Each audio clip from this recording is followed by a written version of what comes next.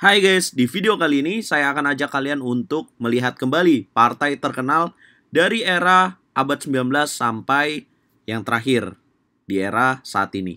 Teman-teman, saya akan ajak kalian untuk menyaksikan partai dari Adolf Anderssen lawan Jan Duvergne di tahun 1852. Kalau kalian belum tahu siapa Adolf Anderssen, dia adalah pemain terbaik di eranya di tahun 1851. Nah, teman-teman, Adolf Anderssen merupakan pemain catur Jerman yang kemudian dikalahkan oleh Paul Morphy di tahun 1858. Nah, ini permainan yang terkenal hingga hari ini. Adolf Anderssen memegang buah putih memulai dengan langkah E4.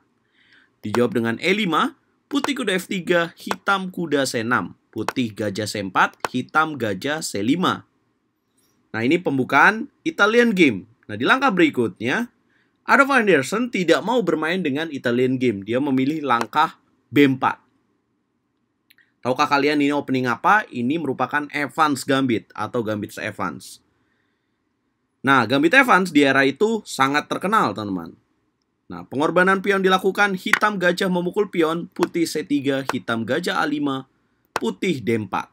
Hitam memukul pion D4, putih lakukan rokade. Putih sudah mengorbankan dua pion, hitam menjalankan D3. Ya, karena memukul pion kembali terlalu riskan, teman-teman. Setelah jalan D3, Adolf Anderssen langsung melancarkan serangan dengan menteri B3. Ancaman diagonal pada titik F7 dilakukan. Hitam menjawab dengan menteri F6, putih mendobrak dengan langkah E5. Hitam menolak makan pion, dia memilih menteri ke petak G6. Putih benteng E1, hitam kuda G ke petak E7, putih gajah A3. Kemudian hitam B5 dengan tujuan membongkar dan mengganggu serangan dari diagonal menteri dan gajah ini. Putih menteri memukul pion. Hitam benteng B8, putih menteri A4, dan hitam gajah B6. Putih melanjutkan dengan perkembangan buah kuda B ke petak D2, hitam gajah B7. Nah, kalian mungkin mengira bahwa mana nih langkah ajaib dari permainan ini yang membuat game ini terkenal hingga hari ini. Nah, di langkah berikutnya, Adolf Anderssen kuda ke petak E4, hitam menteri F5. Putih gajah memukul pion D3 dengan ancaman skakster, discover check kuda ke petak D6, menteri akan hilang. Hitam memainkan menteri H5. Nah, teman-teman, di langkah berikutnya, gebrakan dari partai ini, partai yang membuat langkah yang membuat partai ini terkenal hingga hari ini adalah langkah kuda F6. Boom. Kemudian hitam menjawab dengan pion G pukul F6. Kalau kalian lihat tanda tanya di situ, langkah ini dianggap sebagai langkah yang salah. Tapi ketika kalian bertanding, jelas sebagai pemain hitam, kalian akan terkejut dan pasti kaget banget. Kemudian pion G memukul kuda, pion memukul pion, hitam benteng G8. Putih benteng A ke petak D1, hitam menteri memukul pion F3. Boom.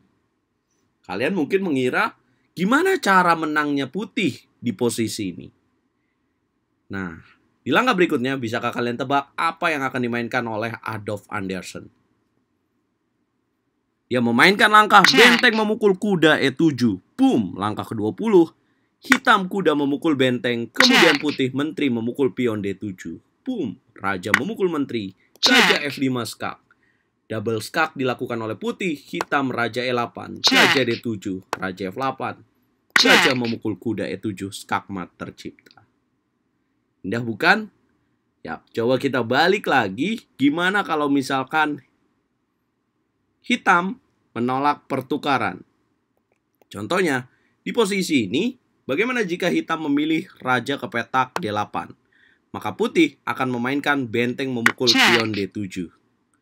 Jika raja C8, maka putih akan memainkan benteng D8 skak. Yap. Kemudian, kalau benteng memukul benteng, menterinya akan jatuh. Bagaimana jika kuda memukul benteng? Maka putih akan memainkan menteri ke petak D7. Boom. Raja memukul menteri. Discover check, skak double, raja ke petak C6, E8, maka skak mat akan tercipta dengan gajah D7. Nah, bagaimana jika hitam memilih raja memukul benteng? Maka putih lanjutkan dengan gajah ke petak F5. Menteri memukul menteri, menteri memukul menteri, jelas putih akan menang. Gimana menurut kalian teman-teman partai ini? Coba request partai siapa lagi yang akan kita bahas yang menurut kalian layak untuk kita bahas karena partai itu terkenal hingga hari ini.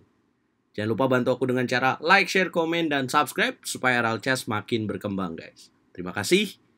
Dan jangan lupa follow sosial media dari RL Chess. Sekarang RL Chess hadir di TikTok. Kalian bisa ikutin di link yang ada di kolom komentar.